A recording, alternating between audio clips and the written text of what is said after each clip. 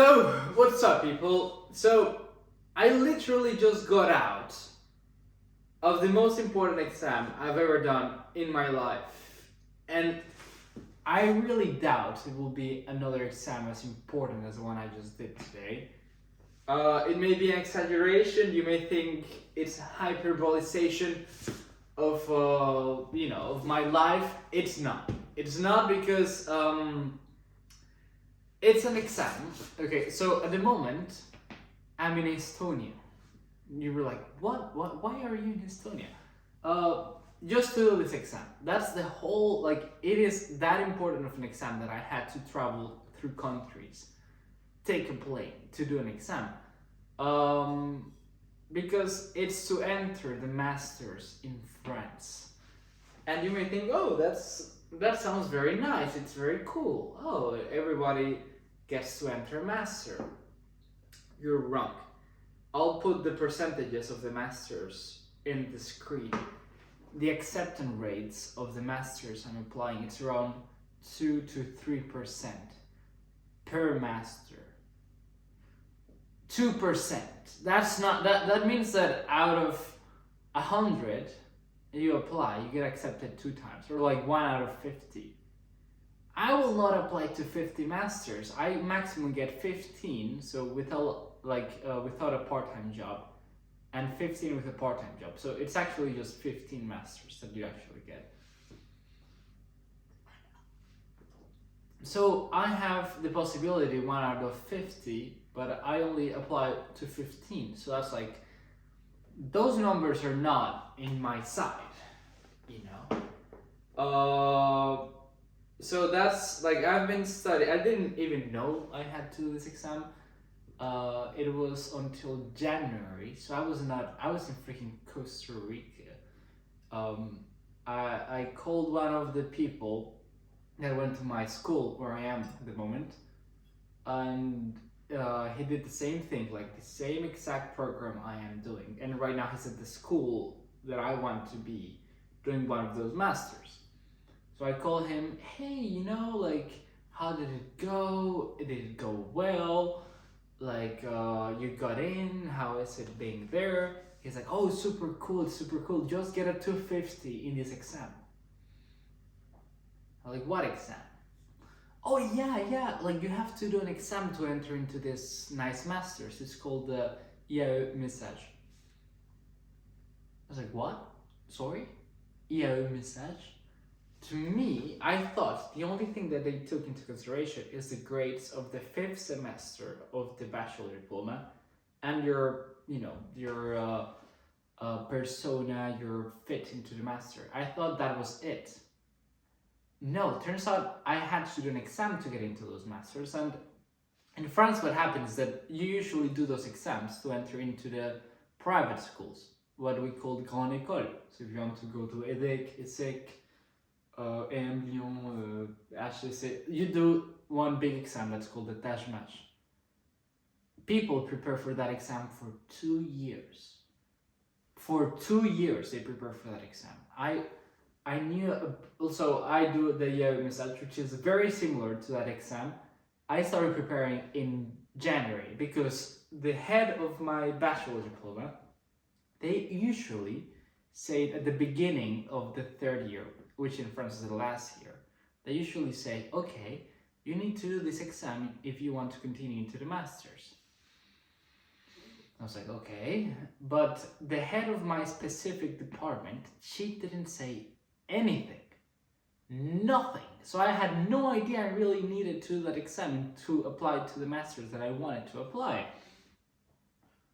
So I told him, what? I had no idea. Yeah, like they didn't tell you? I was like, no. And then I called my friend that's in my same school, but he's doing a different program for the bachelor's. Like, well, literally the same program, just a different specificity. Like business accounting, I'm doing like business international management. So I called him like, dude, like up until the 2nd year, we had all the same classes. The only thing that changed is the 3rd year, that he has some classes that I do not have. Hey, did they tell you about it? Yeah, they told us in September. It's like, they told you in September? So I started reviewing into this exam. Turns out it's not that easy. Like when I was starting to do the exam, like the white exams they call it, like the training exams, they were asking stuff like in 2014, which was the elected Guatemalan president. I was like, whoa.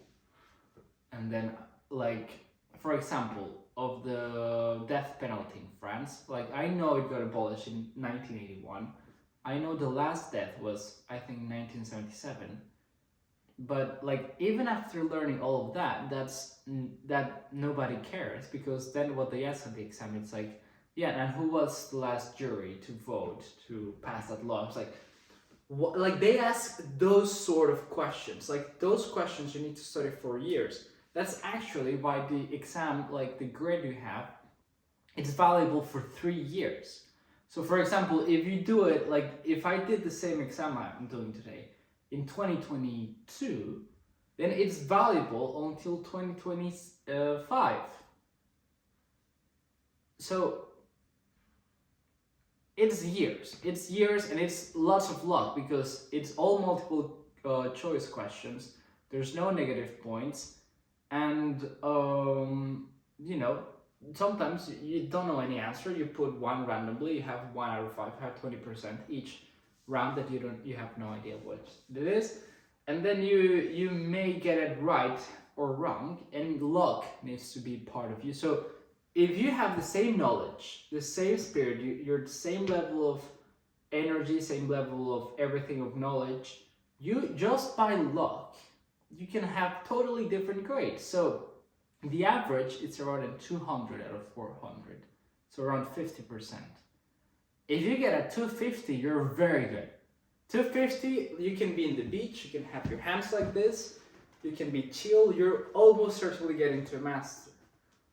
But if you get a 190, it's like you're less than average. And there's so many people, like thousands of people applying to those masters that if, for example, just by luck, you may have a 190 or a 210.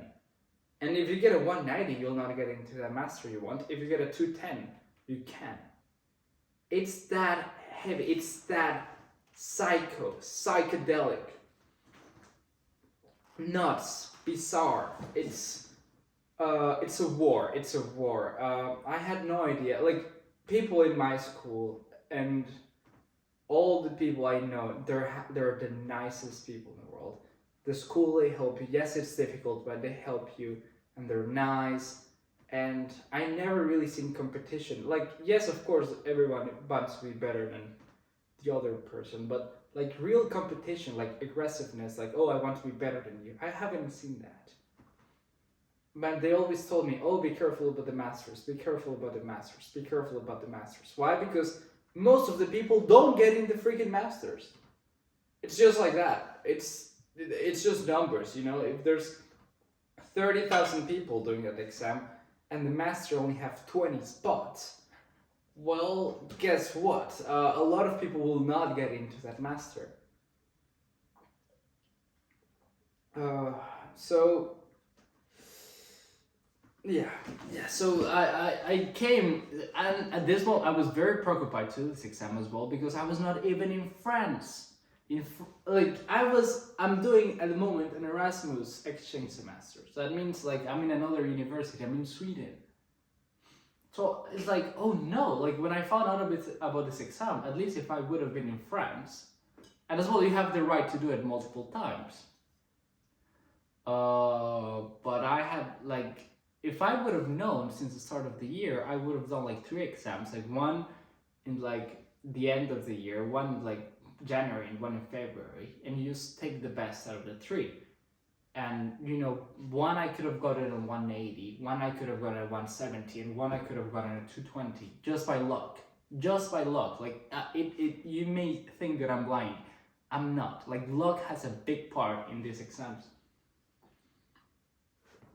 But no, I could only do it, like I had to do it one internationally. So I couldn't even do it in Sweden. There were no spots in Sweden. And then I looked, okay, Sweden no, but like what country is very close? Well, Finland. Finland, I could potentially do it in Finland, but it was full. So then that meant I had to go. Okay, so I was like, well, the right thing to do would be to go back to France. It makes sense, but it was so expensive. Going back to France, spending a couple of nights there just to do the exam, and then coming back to Sweden. France is a very expensive spot. So the best option was, okay, what countries as well close to Sweden that I can do the exam and that it will not be that expensive. And here we are in freaking Estonia. It's my first time in this country. I have to say, I do believe in destiny.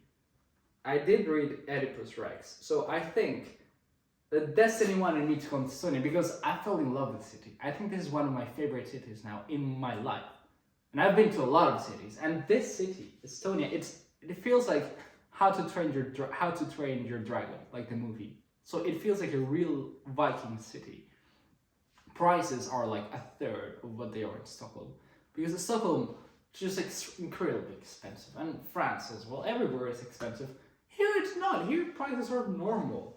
Like usually, like in France, one time I went to drink a beer, a normal beer, at the airport. It will be like 12 euros. A normal beer, not a good one. And like food, you cannot even imagine food. Like food, the food prices are just through the roof. They're like, you pay like 30 euros for a normal hamburger. So I always try not to eat at the airport. Here, in the airport, so the airport has, like, it's supposed to be the expensive place. I saw hamburgers for 8 euros. So prices of stuff are actually the price of stuff. Well, like they're way more affordable here. Like I don't feel like I'm getting robbed each time I go and buy stuff. I love this country. The apartment I'm in, this is the nicest Airbnb I've ever stayed. It's one of the cheapest ones as well. I'm paying nothing per night. This is so, like, I would certainly not mind living in a place like this. It's so beautiful. It certainly surprised me. So I do believe that thanks to doing that exam, I got to discover Estonia, and I will certainly come back. 100%. I love the city. But that doesn't take away all the adrenaline rush and all the thing I felt like after doing the exam, even before the exam, and then actually in the exam, and then like right after the exam. Like it was like a mountain of emotions as well. Like over the last 2 weeks, I haven't gone to school or classes. I've just been studying for that exam.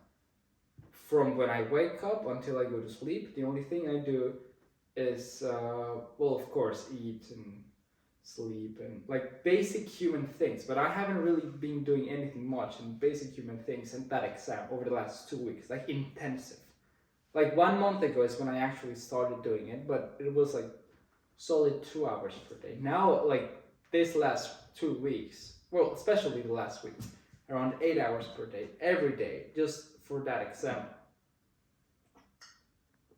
I even got myself, for the first time in a while, a beer. An Estonian beer. That as well, it was like €1.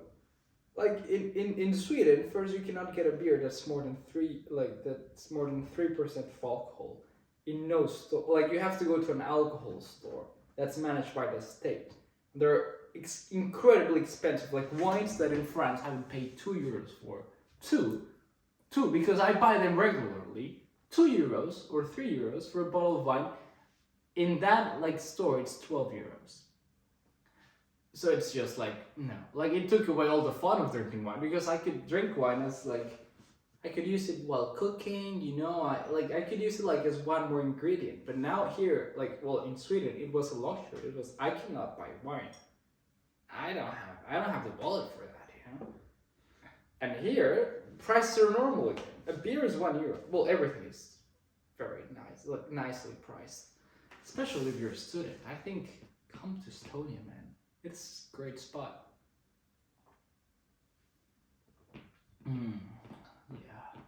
Yeah, we'll wait for the results of that exam.